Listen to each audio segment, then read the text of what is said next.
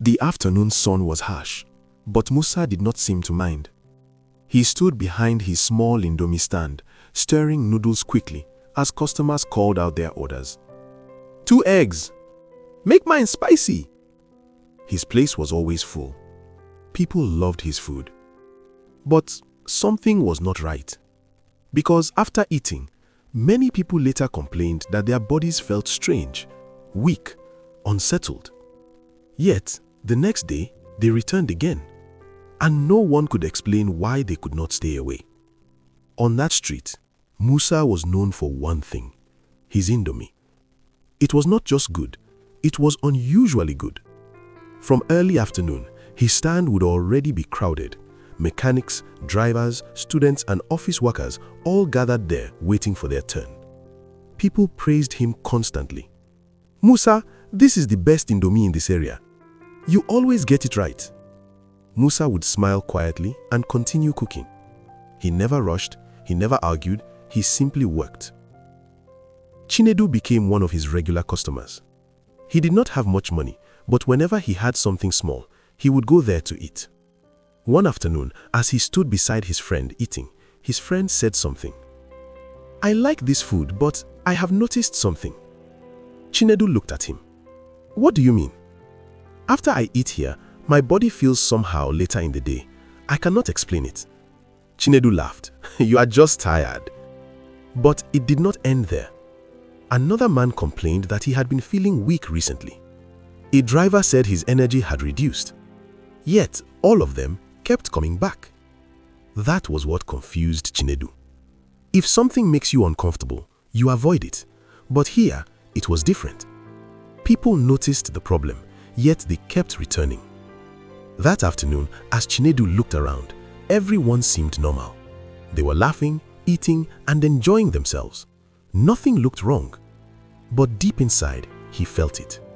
Something about that place was not ordinary. Then suddenly, a black car pulled up in front of the stand.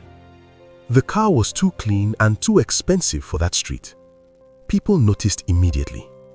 The engine stopped and the door opened slowly. A man stepped out. He wore a clean white outfit and dark glasses. His presence alone made people shift slightly. He did not greet anyone. He walked straight to Musa. "Musa," he said calmly. Musa quickly wiped his hands and stepped forward. "Good afternoon, sir." They moved a little away from the crowd. They spoke quietly.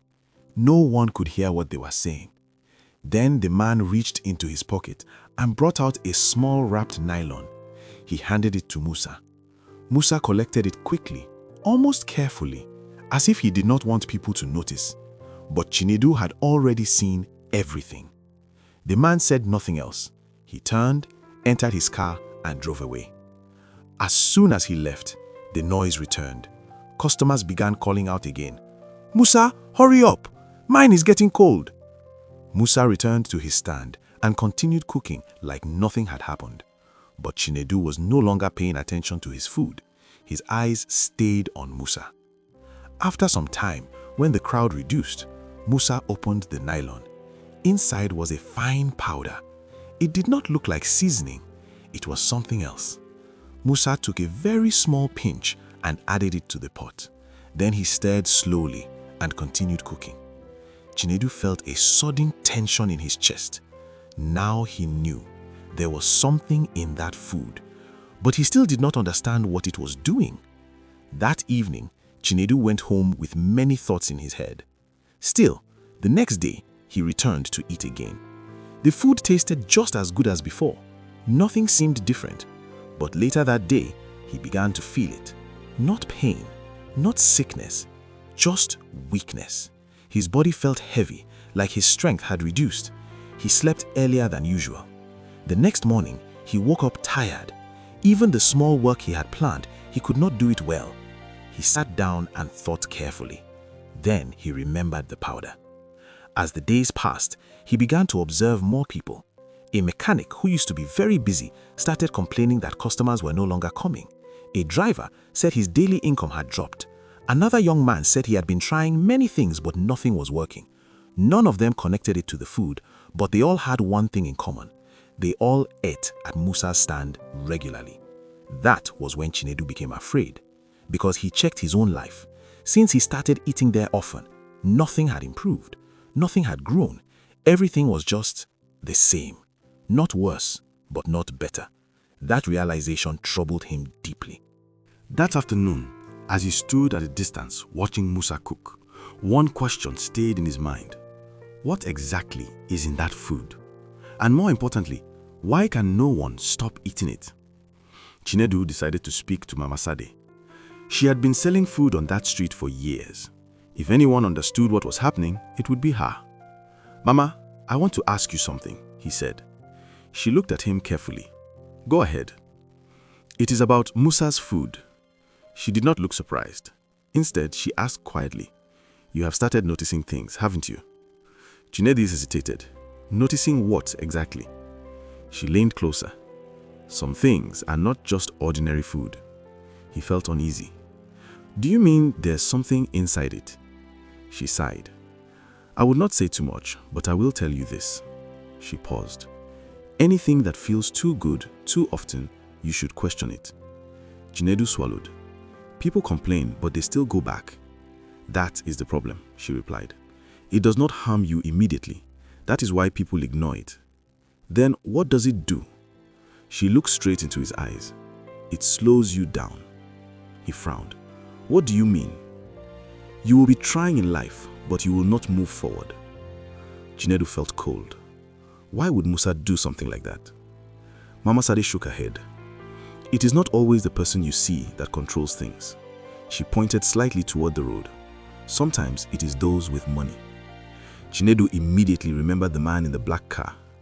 Everything began to make sense, and that truth frightened him. The next day, Chinedu stood in front of Musa's stand again. The crowd was there as usual. Voices filled the air.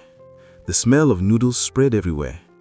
Everything looked normal, but to him it was not. His body wanted the food. The craving was strong. He almost stepped forward. Then he stopped. He remembered how he had been feeling. He remembered how his life had been standing still. He took a deep breath. Then he turned and walked away. It was not easy. For days, he felt the urge to go back. Sometimes he even passed by and stood there for a while, but he did not eat. Slowly, something began to change. His strength started returning. He began to feel more active. Small opportunities started coming his way. Nothing big, but there was movement. That was what mattered. Meanwhile, Musa's business continued to grow. More customers came every day. More money. Because people did not understand what was happening. And even when they felt something was wrong, they could not stop. One day, Chinedu stood at a distance and watched the crowd again. Then he shook his head quietly. Because now he understood something important. Some things do not trap you by force. They trap you by desire. After some time, Chinedu sat down one evening and reflected on everything. His life was not perfect, but he was moving again, and that gave him peace. He thought about Musa. He thought about the food. Then he understood something clearly. Not everything that feels good is good for your life. Some things give you comfort in the moment, but take away your progress slowly, very quietly. That is why it is dangerous, because you may not notice it immediately. You may even defend it, until one day you realize you have been standing in the same place for too long.